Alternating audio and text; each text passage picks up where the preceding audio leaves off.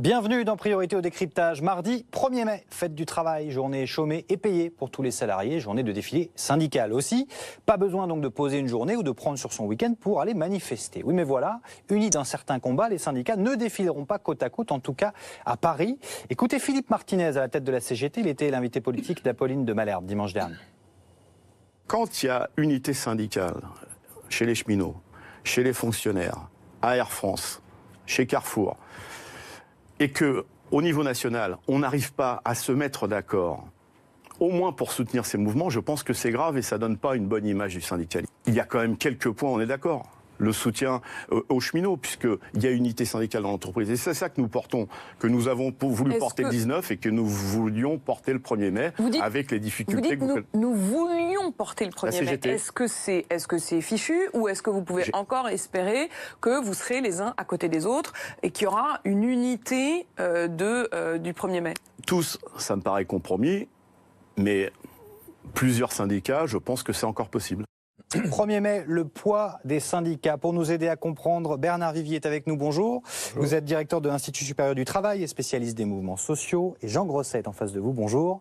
Vous êtes directeur de l'Observatoire du dialogue social et de la Fondation.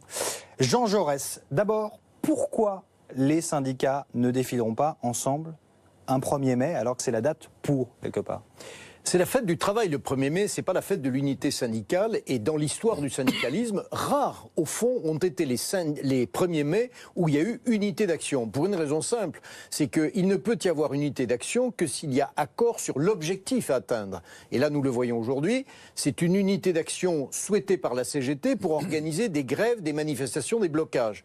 Or, une grande partie du mouvement syndical aujourd'hui souhaite l'unité d'action, mais pour la négociation, la concertation, le compromis, l'équilibre durable. Et du reste, le 1er mai, il y a 3 organisations syndicales, la CFDT, la CFTC, l'UNSA, qui feront l'unité d'action dans cette deuxième lecture du syndicalisme. C'est parce qu'ils veulent donner un message politique particulier, parce que quand on regarde dans certains départements, l'Aude par exemple au 1er mai, tous les syndicats défileront ensemble. À Paris, ils n'y arrivent pas. Comment expliquer ? Je partage une partie de ce que vient de dire Bernard. Il peut y avoir certains départements qui ont un contexte particulier, des relations particulières ou des problèmes départementaux. Mais là, on est confronté à un problème de fond où il y a, malgré tout, en France, 2 conceptions syndicales différentes. D'ailleurs, vous faisiez allusion, Philippe Martinez faisait allusion à l'instant à des entreprises dans lesquelles il y a des conflits. Même dans ces entreprises, les points de vue sont différents. J'ai vu que l'issue du conflit à Carrefour, certains syndicats ont signé et pas d'autres. Je vois même qu'à Air France, les organisations syndicales ne sont pas toutes d'accord sur les mêmes objectifs. Et enfin, sur les cheminots, il y a aujourd'hui devant une attitude un peu brutale du gouvernement et un manque d'explication et de négociation, un front commun. Mais quand on regarde le texte des organisations, elles ont des sensibilités. Donc si vous voulez, il y a malgré tout, et c'est quelque chose qui doit interroger l'ensemble du mouvement syndical, il y a malgré tout des conceptions différentes. Ce qui n'empêche pas quelquefois de réaliser l'unité. Certains 1er mai, cette date n'est malgré tout pas à jeter aux orties. Il y a des pays où on se bat pour manifester le 1er mai. Le mouvement syndical international maintient le 1er mai. C'est une histoire qui date depuis 1884. Mais cela étant, à certains moments, les gens s'en saisissent. Là, il y a des points de vue très différents. Je repose la question différemment. N'ont-ils pas intérêt sur une date unique et symbolique comme le 1er mai à former l'unité? Même réponse. Dans quel but ? Pour faire grève ou pour peser dans la négociation? Et on le voit aujourd'hui. Pour afficher l'image d'une unité syndicale, sachant que ce défilé du 1er mai est vu d'une manière globale. On va évidemment parler de combat, mais est-ce que ce ne serait pas le 1er mai où on montre que tous ensemble, on a des choses à faire valoir pour les salariés ? Oui, et cela va se faire le 1er mai. Là, mardi, on va bien le voir, mais les uns défileront, les autres organiseront des rassemblements, organiseront des tables rondes, des réflexions. Depuis un certain nombre d'années, les défilés du 1er mai s'amenuisent, et d'année en année. Aujourd'hui, nous ne sommes plus dans les grands cortèges des décennies passées. C'est un mode d'expression collective qui diminue fortement à l'heure de l'Internet marcher de la Bastille à la République, à Paris, c'est moins productif. Ça invite, du reste, les organisations syndicales à se rééquiper dans les formes et les modes d'action plus réactifs et utilisant des réseaux, des méthodes plus actuelles. Alors vous avez cité différents syndicats. Vous avez cité la CGT, vous avez parlé également de l'UNSA. On va vous montrer les différents syndicats en France et ce qu'ils pèsent, notamment ce qu'on appelle la représentativité.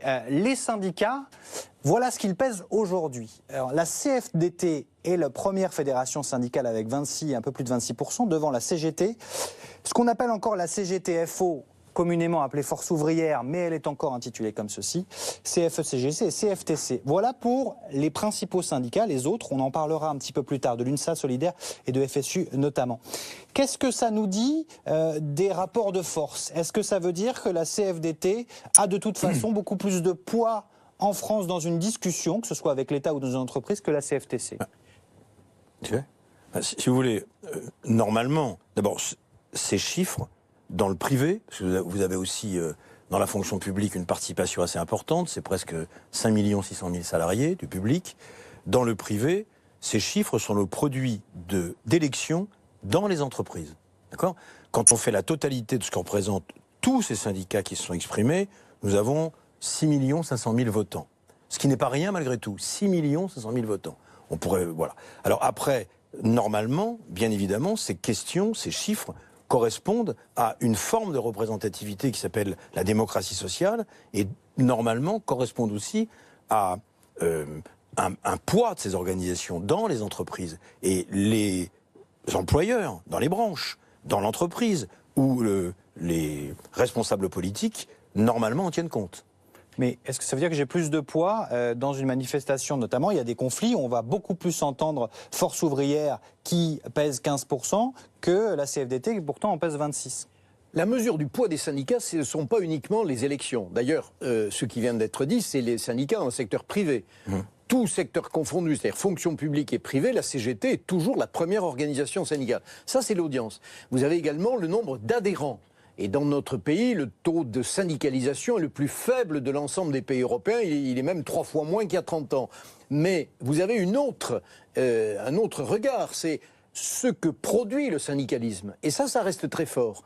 Alors que la France est le pays qui, en Europe, a le moins de syndiqués, nous sommes le pays qui avons le taux de couverture des salariés le plus élevé par des conventions collectives. C'est-à-dire que les syndicats, qui sont peu nombreux en nombre d'adhérents, signent des accords. Ces accords s'appliquent à tous les salariés. C'est-à-dire qu'en gros, aujourd'hui, très peu de Français sont syndiqués, mais une énorme majorité travaille avec une convention collective qui, elle, a été négociée par un syndicat. 7% de salariés syndiqués, 93% de salariés qui bénéficient d'une convention collective. Avec une petite remontée l'année dernière du taux de syndicalisation, mais qui est dans le même ordre. On est à 8 ou 9, c'est comme 7, c'est la même chose. Mais avec aussi ce sur quoi se porte quelquefois l'attention des médias, ou même en général. Le conflit est spectaculaire. Spectaculaire, bon, pour des tas de raisons. L'accord négocié pied à pied par des militants de toutes les organisations. On en parle très peu, c'est les spécialistes qui s'intéressent à ça. Mais quand vous avez fait un accord qui est positif, qui permet d'augmenter le salaire, qui permet de travailler en de meilleures conditions, qui règle le problème de la santé, c'est très important, vous intervenez sur la vie quotidienne des salariés. Et ça continue grâce à la couverture à la fois des accords d'entreprise et des conventions collectives. Comment expliquer que la majorité des salariés français bénéficient d'avantages et de conditions de travail dus au travail syndical avant eux, et pourtant ne sont pas tentés de se syndiquer? Précisément.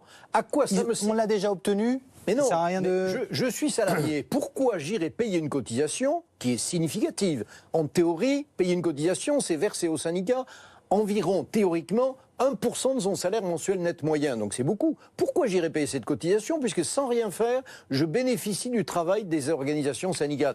Et il faut être ou très généreux, ou un peu décalé pour payer, je le dis avec beaucoup d'affection, pour payer une cotisation syndicale. S'ajoute à ça le fait qu'il faudrait aussi, du côté syndical, et j'ai toute ma vie défendu le syndicalisme, quel que soit le syndicat, vaut mieux être syndiqué de mon point de vue que ne pas l'être, je pense qu'il faut que le syndicalisme aussi s'interroge lui-même. La faiblesse syndicale française n'est pas que le produit du patronat qui ne l'a jamais bien accepté. il y a aussi à revoir les formes d'organisation, les partenariats. Il y a plein de choses à revoir. Et d'ailleurs, le syndicalisme est un petit peu un tournant, là. Et d'ailleurs, quand on regarde ce qu'écrivent des leaders de différentes organisations, souvent, certains ou certaines d'entre eux disent il faut vraiment qu'on se modifie, qu'on modifie nos pratiques. Bernard l'a abordé tout à l'heure dans les réseaux sociaux. Ça ne remplace pas le contenu. Mais il est très important qu'une forme de démocratie très active soit mise en place et que les gens se sentent concernés. Il y a beaucoup plus de jeunes, femmes et hommes, qui sont dans les associations, qui sont dans les ONG. Pourtant, c'est des engagements extrêmement nobles. Donc je crois que le syndicaliste doit réfléchir à cette question. On vient de voir les conditions pour être représentatif. On vous les montre encore. En fait, dans ces chiffres qu'on vous a montrés, il faut avoir 8% des suffrages aux élections professionnelles pour être considéré comme représentatif. Les nombres d'adhérents, moins de 2 ans d'existence et l'indépendance. Voilà pourquoi tout à l'heure, on a vu l'UNSA, qui n'est pas considéré comme représentatif. Pourtant, on en entend beaucoup parler, notamment dans les transports ou dans la fonction publique.